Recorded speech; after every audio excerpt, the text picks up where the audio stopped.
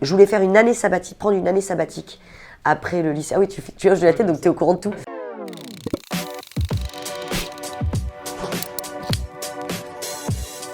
Tout ce qui brille, c'était un cadeau, un beau cadeau de Géraldine Nakache, qui m'a offert un... Et oui, effectivement, il y a la photo de Horace, parce qu'en fait, la directrice de casting, qui s'appelait, j'espère que je ne me trompe pas, Emmanuelle Prévost, parce qu'elle a changé beaucoup de choses, en fait.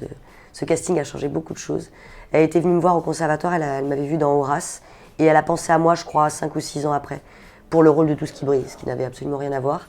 Et ça a aidé à beaucoup de choses, en tout cas, c'est sûr. Et je me suis éclatée dans ce rôle. C'était très dur, le cours de clown. C'est marrant que tu parles de ça, parce que j'en ai très peu parlé, mais c'était un cours qui était un peu bizarre, parce que il y a des règles. Il y avait beaucoup de règles à respecter, et moi, je les respectais pas toujours. Voilà, donc c'était un petit peu chaotique par moments. Alors, il y avait des moments où on pouvait se libérer, se lâcher dans un personnage, mais tout en gardant des règles. Mais dis donc, c'est marrant parce que ça fait très longtemps que j'y suis pas retournée, donc c'est cool, tu m'as donné envie de refaire un petit tour et d'aller manger une bonne viande, une bonne côte de bœuf. C'est mon petit bichon, c'est Alex Lutz, que j'adore. C'est un super metteur en scène, il m'a aidé à écrire mon spectacle qui s'appelait Dernière avant Vegas. Il a mis en scène mon spectacle et ça a été une rencontre formidable.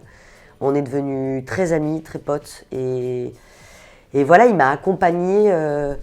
Je ne m'attendais pas du tout à faire un seul en scène. Il m'a rencontré quand je venais d'avoir un accident de scooter. J'avais écrit des sketchs pour m'occuper un peu.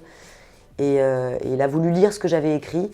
Et il a tout de suite eu envie de me mettre en scène. Et voilà, et on a fait ça pendant 3-4 ans, je crois. Et c'était absolument génial. Il m'a donné la force parce que c'est lui qui m'a forcé à aller faire ces 3 jours au point virgule pour présenter le spectacle, rencontrer des producteurs et pour produire justement le spectacle. Et s'il ne m'avait pas un petit peu forcé, j'aurais jamais eu le cran de le faire. Donc je le remercie. C'est énorme parce que tu as mis Alex Lutz et le scooter, c'est énorme. Bah oui, il y aurait plein de choses qui ne seraient pas passées. Je pense que j'aurais pas écrit, je me serais pas imaginé à faire un seul en scène, j'aurais pas rencontré Alex, je serais pas allée jusqu'au bout. J'étais au pied du mur, j'avais tout qui s'était effondré, je faisais une pièce de théâtre, donc du coup ça a été annulé. J'avais très peur du coup d'être mise de côté par rapport à Scène de ménage, parce qu'il m'avait déjà proposé de faire le pilote. Donc le pilote, c'est ce qu'on fait avant ça permet de vendre la série voilà, à la chaîne pour voir s'ils sont satisfaits de ce qu'on a fait. Donc ils m'ont attendu. Et voilà, et ça aurait changé beaucoup de choses, en tout cas, ça c'est sûr. C'est une comédie sociale sur un sujet dur, mais qui fait rire, qui fait sourire et qui fait réfléchir. J'adorais, c'est marrant parce que moi, j'ai vu Alex Lutz au Festival des Arcs là, ce week-end. Il était dans le jury, nous on présentait le film, et on s'est dit quand même que ça serait bien de retourner sur scène. Ouais, il faudrait prendre le temps de réécrire ensemble, mais ça serait un joli projet, c'est sûr. Brad Pitt, oui, Légende d'automne, en plus tu me sors le film, effectivement, t'as fait une petite... J'en ai pas beaucoup parlé en plus de Légende d'automne. C'est un des films que j'ai plus vu quand j'étais adolescente, je le trouvais tellement beau, tellement fort, je m'imaginais jouer avec lui.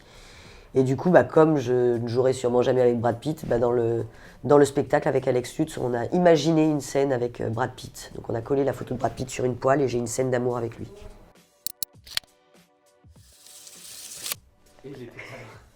Ah, on n'a pas eu le temps de travailler.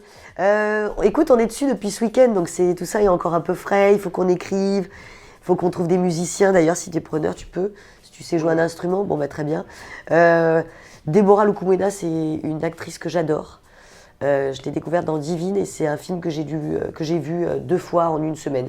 C'est-à-dire que vraiment, je l'ai vu une fois toute seule, une fois avec ma sœur. J'avais envie que tout le monde voit ce film. J'adore la réalisatrice et j'adore les actrices. Et je trouve que c'est une nana absolument géniale. Donc du coup, effectivement, ce week-end, j'ai chanté une chanson sur elle. Voilà. Mercredi Adams, oui. Alors, La famille Adams, déjà, c'est un film que j'ai énormément vu quand j'étais jeune. Et effectivement, quand j'étais plus jeune, ma mère, enfin mes parents, surtout ma sœur, m'appelait Mercredi de Mercredi Adams parce que j'étais vraiment pas drôle du tout. Je parlais très peu. Ce qui est bizarre, les choses ont vite changé après derrière. Mais à la base, c'est vrai que c'est drôle, c'est vrai que j'étais un peu flippante à cette époque-là. Ah ouais, il y avait évidemment David Charvet. Qu'est-ce que j'étais fan de David Charvet, Should I Leave, Should I Stay, Should I Come Back Another Day. Bien sûr, sa chanson. J'enregistrais sur des cassettes VHS Alerte à Malibu pour David Charvet. Je voulais faire une année sabbatique, prendre une année sabbatique après le lycée. Ah oui, tu hoches de la tête, donc tu es au courant de tout. Je voulais partir aux États-Unis, prendre une année sabbatique après le bac pour rencontrer David. Voilà. Merci beaucoup. Merci.